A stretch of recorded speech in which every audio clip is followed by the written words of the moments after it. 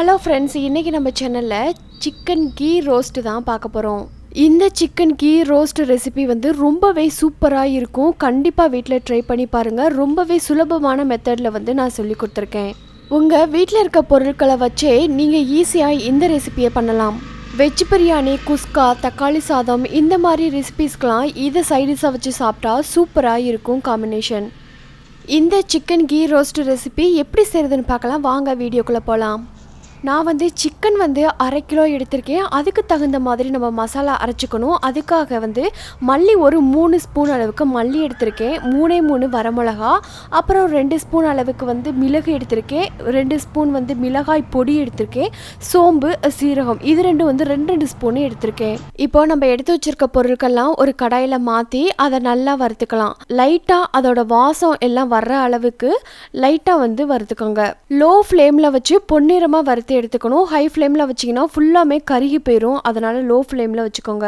இப்போ பாருங்கள், நல்ல கோல்டன் ப்ரௌனில் வந்துருச்சு. நம்ம போட்ட அந்த மல்லி இது எல்லாமே கொஞ்சம் கலர் மாறிடுச்சு. இந்த ஸ்டேஜில் நம்ம மிக்சிக்கு மாற்றிடலாம்.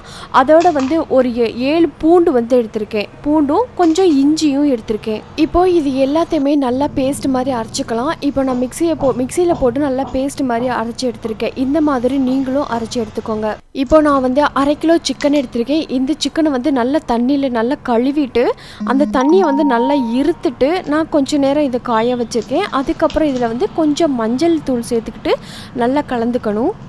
அதுக்கப்புறம் நம்ம அரைச்சி வச்ச பேஸ்ட் இருக்கு இல்லையா, அந்த பேஸ்ட்டையும் இதோடு சேர்த்து நல்லா பிரட்டிக்கலாம். மசாலாலாம் சிக்கனில் படுற மாதிரி நல்லா பிரட்டிக்கோங்க. பிரட்டிட்டு தேவையான அளவு உப்பு சேர்த்துக்கோங்க. உப்பு சேர்த்துக்கிட்டு 2 டேபிள் ஸ்பூன் மட்டும் தயிர் சேர்த்துக்கோங்க. தயிர் சேர்த்தாக்கும் நம்ம சமைக்கும் போது அந்த மட்டனோ சரி சிக்கனோ சரி எதுவாக இருந்தாலும் நல்லா வெந்து வரும். அதுக்காக தயிர் சேர்ப்போம்.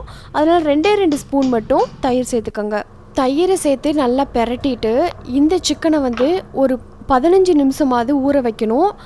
15 நிமிஷம் ஊற வச்சாதான் இந்த சிக்கன் சமைக்கும் போது நல்லா வரும். இப்போ ஊற வச்சு எடுத்து வச்சுருக்கேன். ஊற வச்ச சிக்கன் இப்படி தான் இருக்கும்.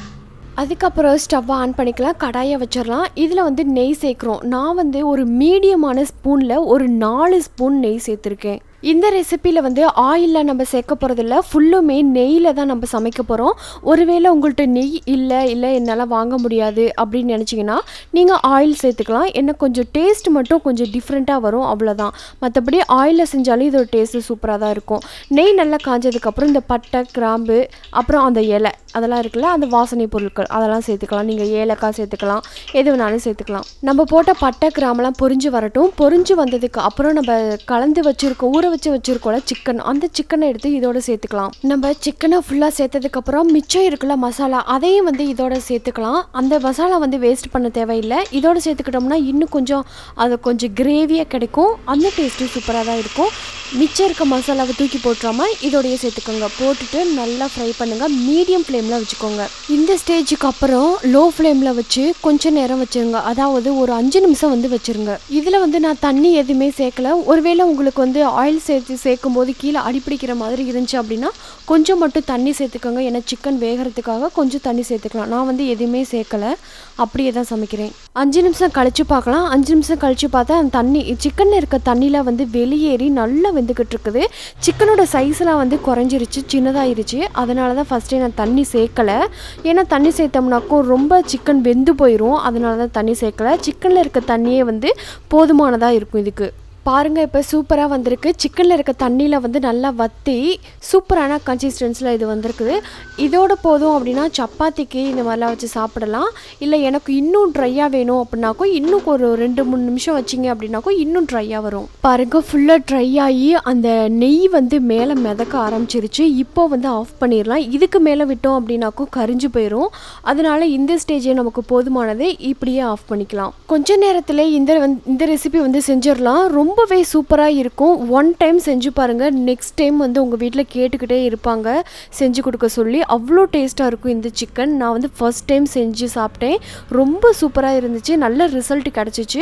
நீங்களும் ட்ரை பண்ணி பாருங்கள். இந்த வீடியோ எப்படி இருக்குன்னு கமெண்டில் சொல்லுங்கள். இந்த ரெசிபியை உங்கள் வீட்டில் செஞ்சு பார்த்ததுக்கு அப்புறம் கூட கமெண்டில் சொல்லுங்கள். ரொம்பவே டேஸ்ட்டாக இருக்கும்.